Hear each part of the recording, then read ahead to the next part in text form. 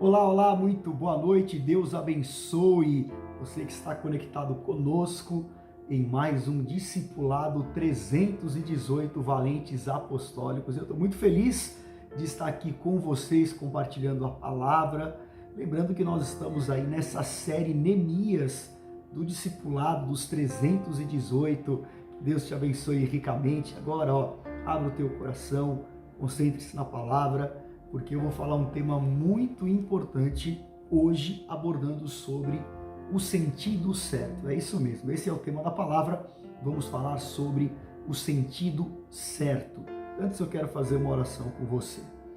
Senhor, em nome de Jesus, nós consagramos esse tempo, Pai, esse discipulado, cada um que está agora conosco, recebendo, para que possa crescer no chamado, no ministério, na eleição espiritual, no seu desenvolvimento, Pai, na sua vida com Deus. Em nome de Jesus, usa a minha vida, fala a cada coração e que agora, Senhor, o Teu Espírito Santo possa nos ensinar, nos ministrar, porque queremos ser melhores para Te servir, Senhor. Receba este tempo, consagramos a Ti, em nome de Jesus. Amém e amém. É isso aí. Hoje falando sobre, segunda palavra, segundo tema, série Neemias, do discipulado, o sentido certo. E eu quero ler o texto com vocês, que está aqui na palavra em Neemias, no capítulo 3, Neemias capítulo 3, no versículo 1, diz assim a palavra. Então se dispôs Eliasibe, o sumo sacerdote, com os sacerdotes, seus irmãos, e reedificaram a porta das ovelhas. Guarde isso, hein? A porta das ovelhas. Consagraram-na, assentaram-lhe as portas e continuaram a reconstrução até a Torre do Sem e a Torre de Ananel. E aí depois você leia todo o capítulo 3, e você vai entender ali na palavra que Neemias ele descreve qual foi a ordem da reconstrução. Lembrando que Neemias estava reconstruindo os muros que circulavam ali a cidade de Jerusalém e também restaurando, trocando as portas que estavam queimadas. Precisavam de ser colocadas portas novas de acesso dentro da cidade de Jerusalém. E aqui fala sobre todas as portas, as famílias que foram reunidas, como eles estavam trabalhando. Havia ali uma unidade, um propósito de reconstrução, que isso é muito importante. E no último versículo que eu quero destacar do capítulo 3, Neemias 3:32, fala: entre o eirado da esquina e a porta das ovelhas, repararam os ourives e mercadores. A obra de reconstrução de Jerusalém, lembrando que, recapitulando o que nós falamos na aula, no discipulado passado, sobre o chamado de Neemias, o Senhor o chamou para que ele pudesse ser um reconstrutor. E o chamado dele nasceu do seu inconformismo, do seu amor por Jerusalém, pela obra e pela compaixão das vidas. E ali ele se coloca à disposição e ele chega em Jerusalém e ele fica alguns dias andando, conhecendo, traçando a estratégia, orando, e Deus então lhe dá o caminho da reconstrução. E ele precisava dessa estratégia, a estratégia de fazer a obra. A obra de Deus, ela não tem que ser feita ao acaso, não tem que ser feita de improviso, não tem que ser feita por pessoas despreparadas. A obra de Deus, para ser feita com excelência, para que tenha realmente um resultado que Deus espera nas vidas, ela precisa de estratégia, de santidade, de preparação e de uma grande disposição. Como eu falei, Jerusalém estava, quando Neemias chegou, com os muros destruídos e as portas queimadas. Lembrando que os muros e as portas são uma metáfora daquilo que é o ser humano, como ele está, em ruínas, destruído, desprotegido, sem a presença de Cristo. E Neemias tipifica o ministério de Jesus. E Jerusalém ela tinha 12 portas. E essas 12 portas, elas haviam sido queimadas quando houve a invasão babilônica e a cidade foi destruída, grande parte do povo foi levado cativo, exilado para a Babilônia e ficou lá um povo vivendo uma miséria e uma ruína terrível que estava ali. A cidade por muitos anos ela ficou dessa maneira. E aqui fala sobre isso porque é um ponto importante que eu quero falar. A cidade de Jerusalém ela estava sem as portas, ou seja, as portas estavam queimadas.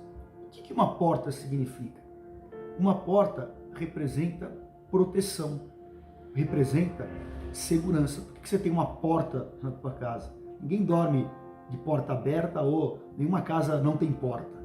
Nós temos uma porta porque ela representa uma segurança, representa a proteção. E Jerusalém, com as portas queimadas, qual é o sentido disso? A cidade estava completamente suscetível, estava desprotegida. E assim é a vida das pessoas sem Cristo. Elas estão desprotegidas e suscetíveis. Uma pessoa que não tem essas portas, ela está suscetível a todos os ataques de Satanás. Então, João 10:10, Jesus falou que o ladrão, Satanás, vem para roubar, matar e destruir. Agora, eu quero que você preste atenção, porque o tema da palavra hoje, do discipulado, é sobre o sentido certo. E aqui é um detalhe nos versículos que nós lemos. Fala que Neemias começou a fazer a obra aonde? Pela primeira porta. Ele podia ter escolhido qualquer porta, mas por uma estratégia, por uma indução do Espírito Santo, Neemias começou a obra, a inauguração, na porta das ovelhas. Ali era o ponto de partida, era o início. E se você fizer um estudo, você vai ver que começa pela porta das ovelhas e ele estabelece a reconstrução de muros e portas em um sentido anti-horário. Ele vai reconstruindo os muros, as famílias na frente das suas casas, cada uma das portas nesse sentido anti-horário, e termina onde? No último versículo que nós lemos, exatamente na porta das ovelhas. E aqui é uma revelação tremenda, porque em João 10:9, Jesus disse assim: eu sou a porta. Se alguém entrar por mim, será salvo, entrará e sairá e achará pastagem.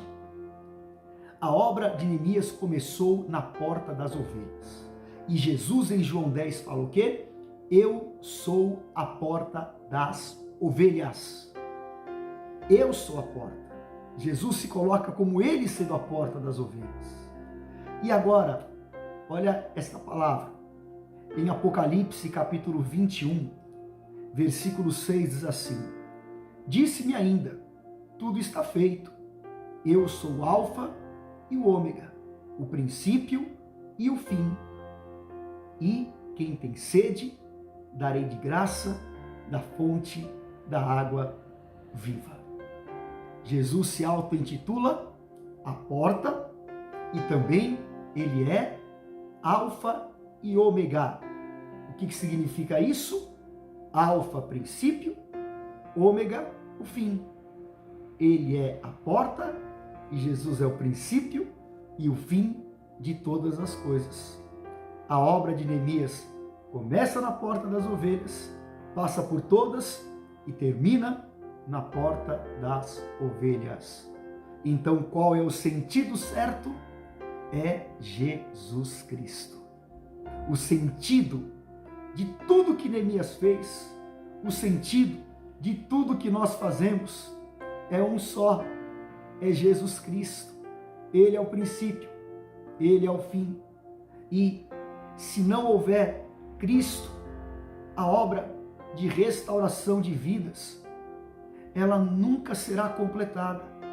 Somente em Cristo a obra pode acontecer. Ele é o sentido certo. Ele é a direção correta. Ele é o sentido de tudo aquilo que nós fazemos. E sabe, queridos, nós vivemos um tempo de muitas visões, não é? De muitas doutrinas, e há um excesso de alma naquilo que as pessoas, e lamentavelmente muitos que se dizem ministros do Evangelho, exagerando na dose de ministração em cima de alma, e isso acaba sendo o quê? Uma sutileza demoníaca, uma maneira que Satanás encontrou, não que a pessoa tenha uma má intenção, mas é uma sutileza, porque o que o diabo quer? Desvalorizar ou diminuir Cristo na vida das pessoas. É interessante e triste ao mesmo tempo, porque tem pessoas que sobem num púlpito, pregam, falam de tudo, mas se esquecem de falar de Cristo. Se esquecem de ministrar sobre Cristo. Ele é o sentido certo. É o sentido de tudo o que nós fazemos. Tudo que nós realizamos, o nosso chamado, o nosso ministério, é Cristo. Porque toda a palavra de Deus, ela aponta para a figura de Jesus Cristo. Ele é o sentido certo das coisas. E nós não podemos, como ministros do Senhor, nos perdermos em relação a isso. Ele é uma estrada, imagine uma placa com uma seta apontando o caminho, a direção certa. Então, nós temos que enxergar esta placa hoje, mostrando o único caminho. Ele é o único caminho. E nós não podemos em nada nos perdermos nisso. E Neemias, ele teve sucesso naquela grande obra, porque foi num prazo recorde, foi em 52 dias, foi uma obra sobrenatural. E o que eu quero que você entenda é que o trabalho que Neemias exerceu junto com o povo era muito mais do que braçal. Às vezes as pessoas, elas fazem muito na força da sua carne a obra de Deus. Mas muito mais do que uma força física de carregar pedra, de instalar porta, muito mais do que isso, a obra de Neemias, ela era, acima de tudo, espiritual. E a obra que nós fazemos é exatamente isso. Então, eu quero aqui falar de maneira bem objetiva para vocês sobre quais são os 5 elementos que dão o sentido certo, como Neemias, ao nosso chamado. Primeiro, nós fazermos a obra espiritualmente. Sermos espirituais. Em Gálatas, no capítulo 5, eu vou abrir aqui com vocês. Está entendendo a palavra aí? Espero que sim, porque é uma revelação profunda. Em Gálatas, no capítulo 5, olha só. Gálatas, capítulo 5, versículo 16, diz assim: digo, porém, andai no Espírito e jamais satisfareis a concupiscência da carne. A palavra concupiscência é um pouco antiga, mas traduzindo, ela significa o desejo, a indução da carne. Porque a carne milita contra o Espírito e o Espírito contra a carne. Aqui Espírito com E maiúsculo, então está falando do Espírito de Deus. Porque são opostos entre si, para que não façais o que porventura seja do vosso querer. Mas, se sois guiados pelo Espírito, não estáis sob a lei. Você lembra que nosso apóstolo ministrou na ceia de oficiais do mês de março de 2021, que ele falou sobre o poder da graça e de que quando a Bíblia aborda sobre obras da carne, quando ela fala de carne, a Bíblia está falando sobre lei, a lei e graça. E é exatamente isso que ele fala sobre, se eu sou guiado pelo Espírito, eu não estou debaixo da lei, não estou debaixo da carne. E ele fala aqui que as obras da carne são conhecidas. não é? Que aí é o pecado do homem. Prostituição, impureza, lascívia, idolatria, feitiçaria, inimizade, porfia, ciúme, ira, discórdia, dissensões, facções, invejas, bebedices, glutonarias e coisas semelhantes a essa, a respeito das quais vos declaro, como outrora já vos preveni, que não herdarão o reino de Deus os que tais coisas praticam. Mas o fruto do Espírito é amor, alegria, paz, longanimidade, benignidade, bondade, fidelidade, mansidão, domínio próprio. E contra essas coisas não há lei, não há lei. E os que são de Cristo Jesus crucificaram a carne com as suas paixões e desejos. Se vivemos no Espírito, andemos também no Espírito. Se vivemos no Espírito, andemos também no Espírito.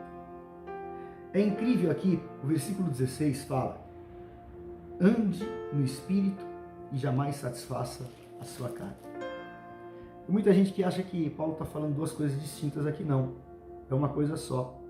Quando você anda no Espírito, você não satisfaz a carne. E a obra da carne, toda sorte de pecados. Mas se eu ando no Espírito, eu pratico as coisas do Espírito. Por que eu estou dizendo isso? Tudo que está no nível da carne, tudo que está nesse nível de lei, nível de peso, de obrigação, quando a pessoa ela quer fazer a obra no seu braço, apenas no seu entendimento, no seu intelecto, no seu jeito, e quando ela faz carnalmente, sabe o que vai acontecer? O chamado vai se tornar muito difícil, vai se tornar pesado. E aí a pessoa abre espaço o quê?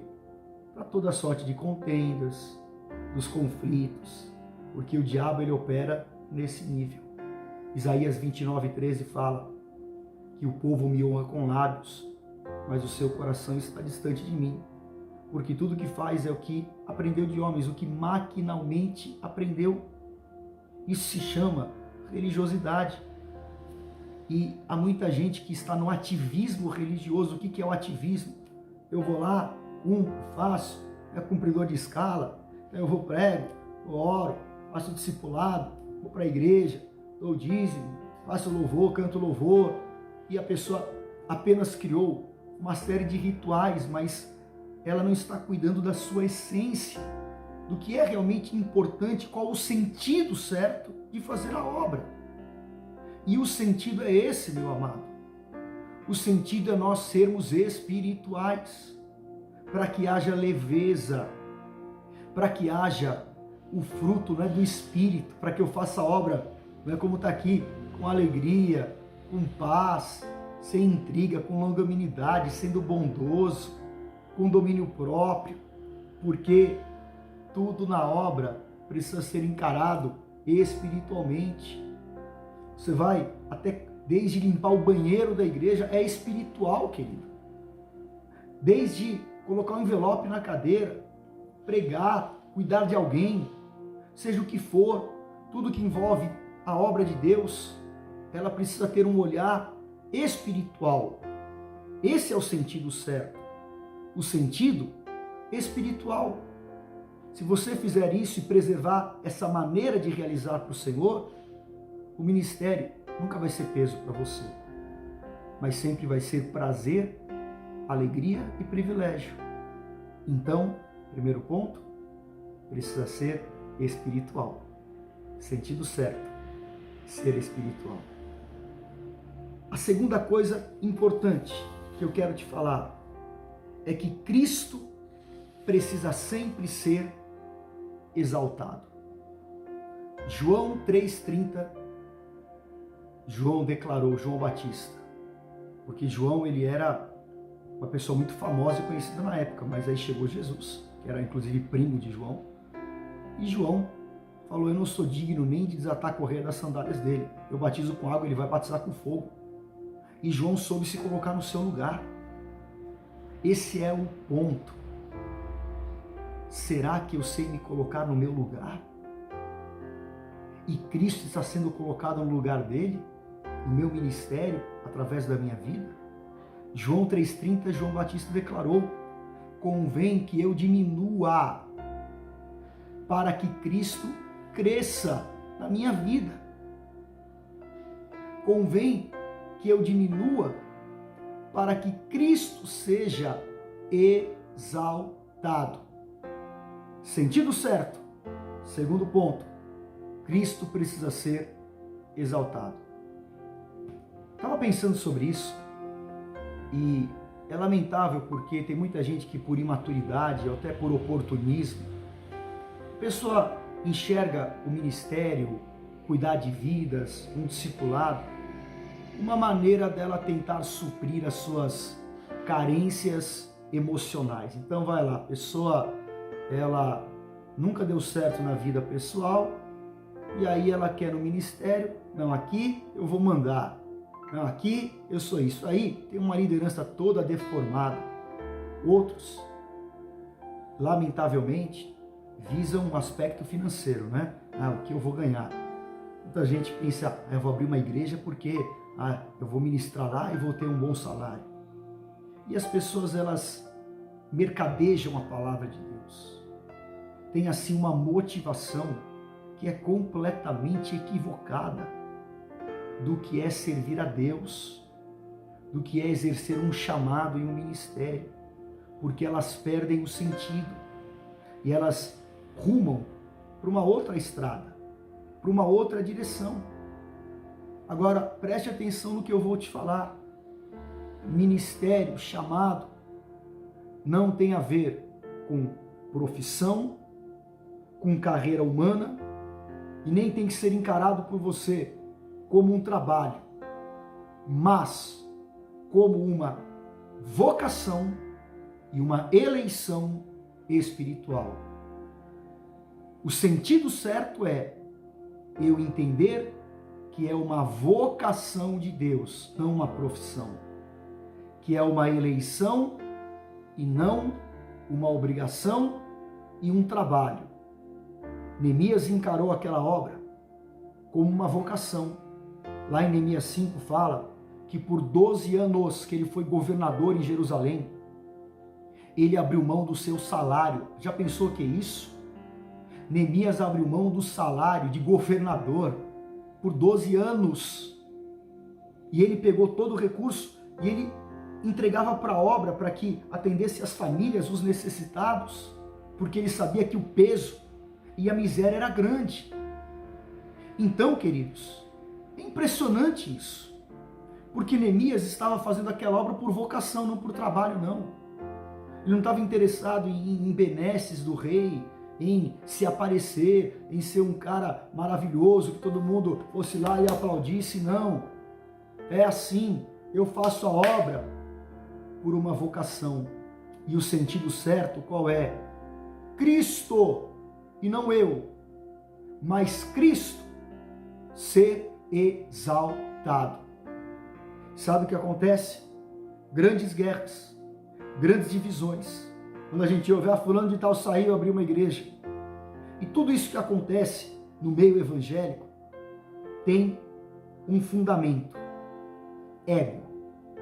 Problema de ego, problema de poder, problema de dinheiro, porque um quer se aparecer mais que o outro quer ser melhor que o outro quer se sobrepor em tal situação. Não, é a minha opinião. Aí já não existe mais princípio de autoridade espiritual, aí já não existe mais rebeldia, já não existe mais nada, porque a pessoa está querendo de todas as maneiras ser exaltada.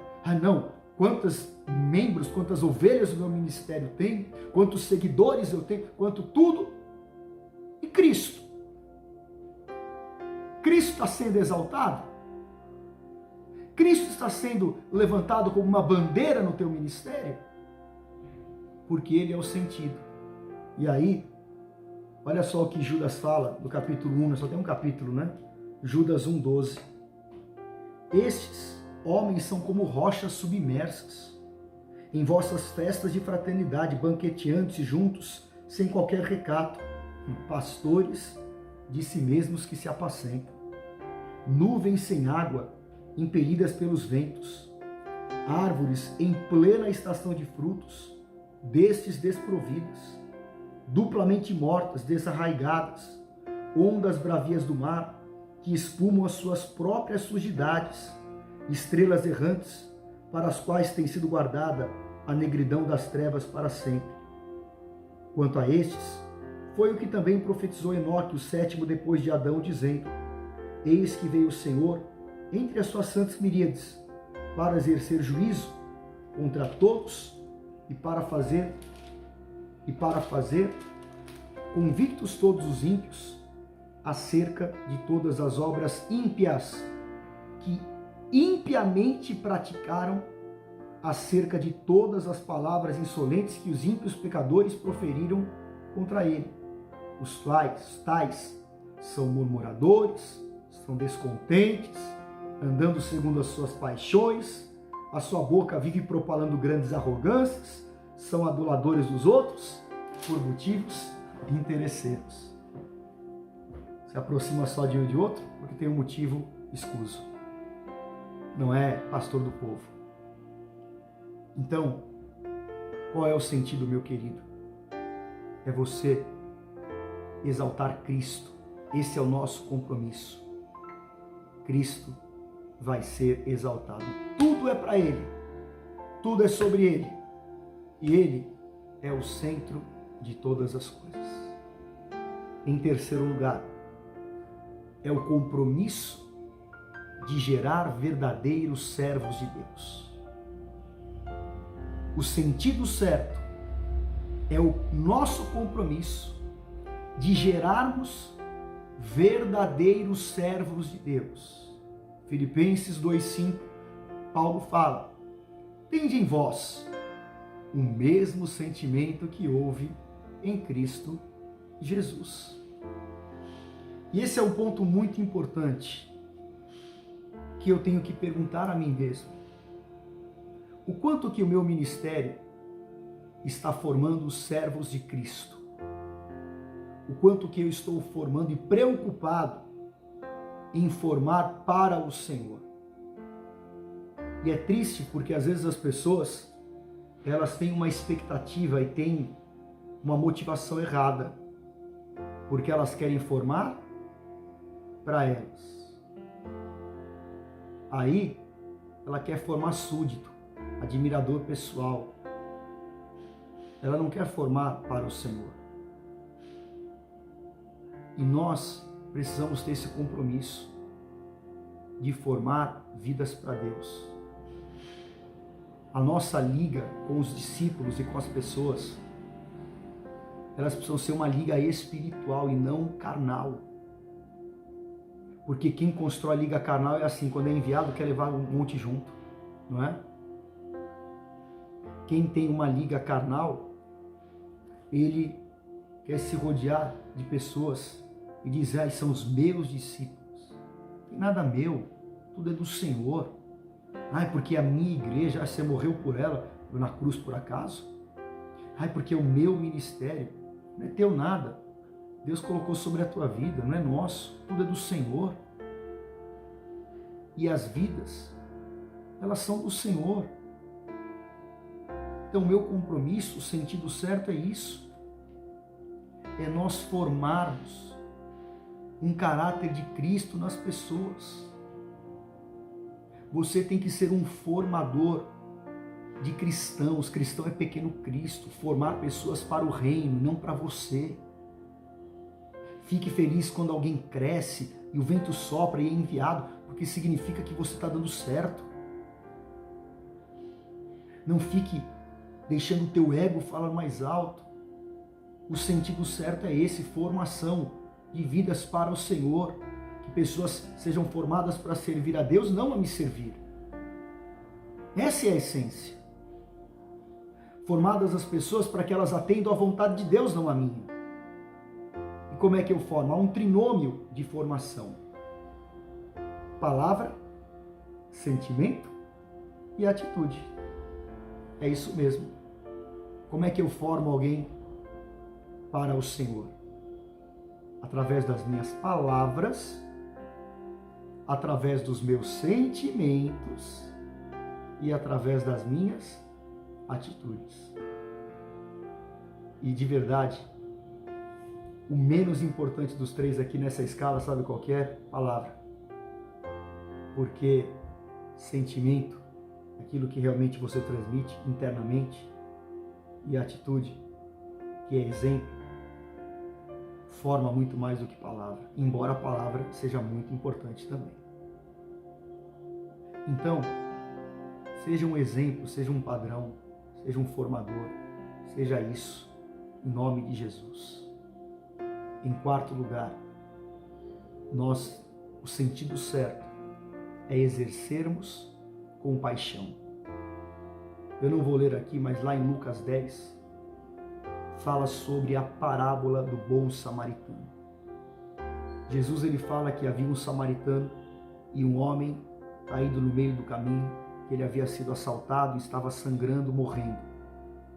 Passou o sacerdote, passou o levita e passou longe. Mas veio o samaritano, se aproximou, mudou o seu caminho, que nem Neemias, mudou o caminho dele e foi lá colocar a mão onde ninguém queria. Ele tratou dos ferimentos, colocou sobre o seu animal, levou para a hospedaria, pagou o preço e falou: quando eu voltar, eu pago a diferença da sua hospedagem. É tão impressionante isso, porque ali o bom samaritano representa Cristo, porque ele nos encontrou sangrando, destruídos no meio do caminho, roubados por Satanás.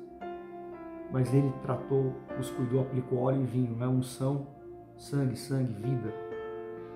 E ele nos pegou, nos levou para a hospedaria, que é espiritualmente a igreja, e pagou o preço através da sua vida, do seu sacrifício. E eu tenho que ser um imitador de Cristo.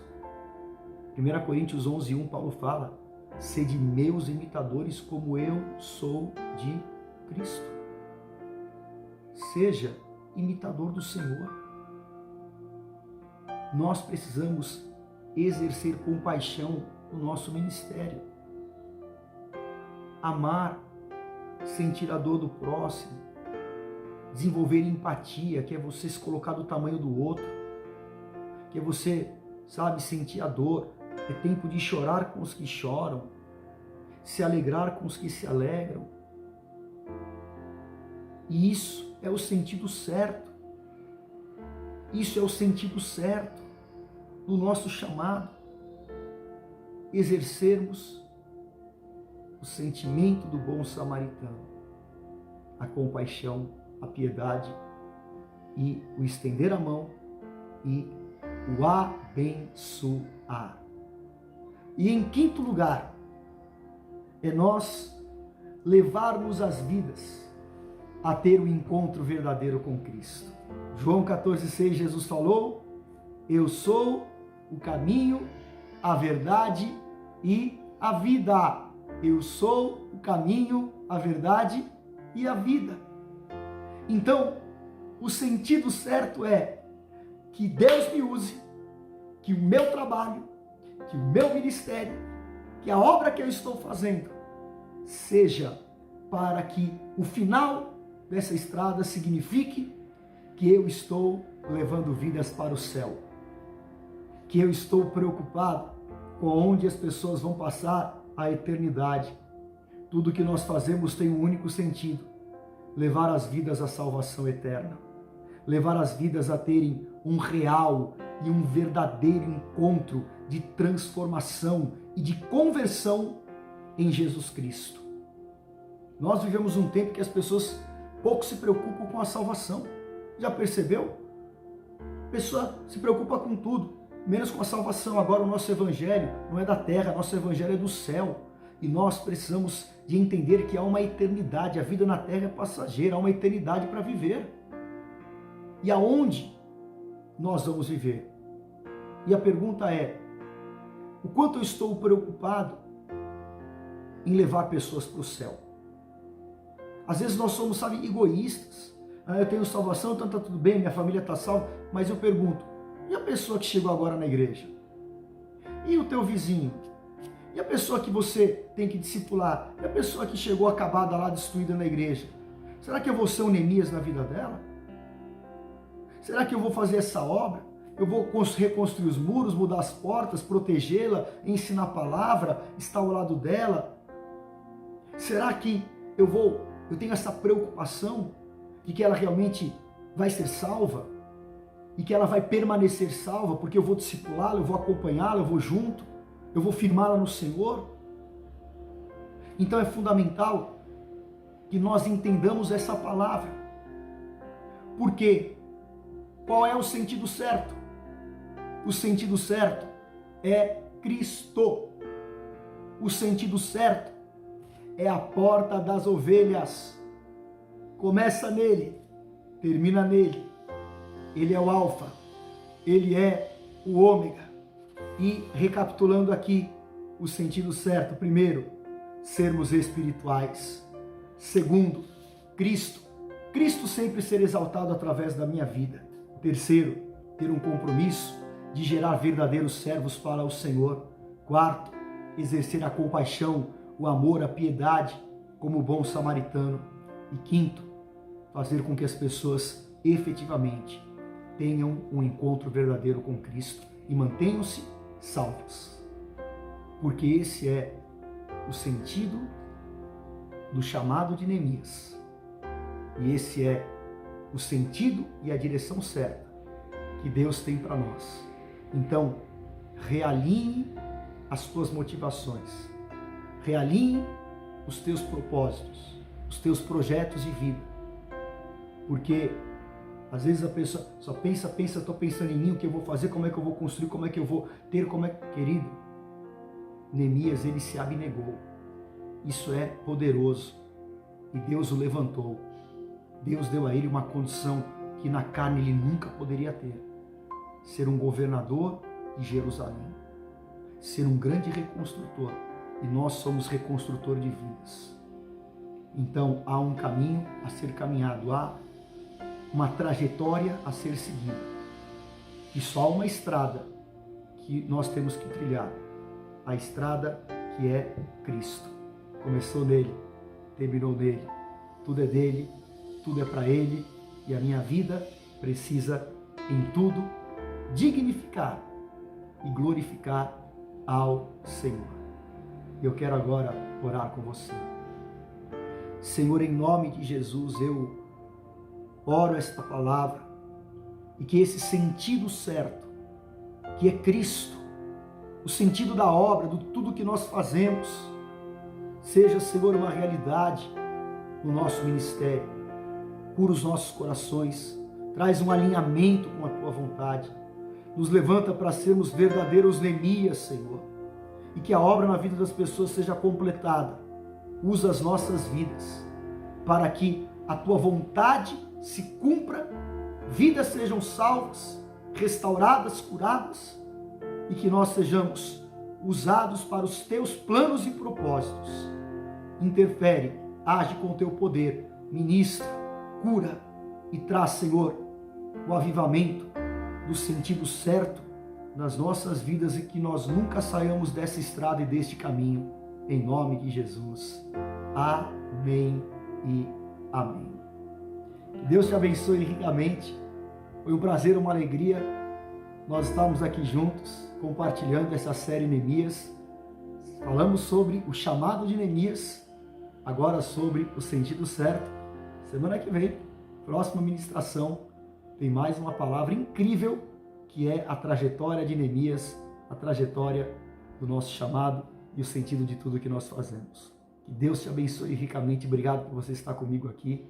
E vamos pôr em prática esta palavra, multiplicá-la. Deus te abençoe. Valente 318, sentido certo, sentido da vida, que é Jesus Cristo. Te amo, Jesus. Deus te abençoe. Uma boa noite. Tchau, tchau.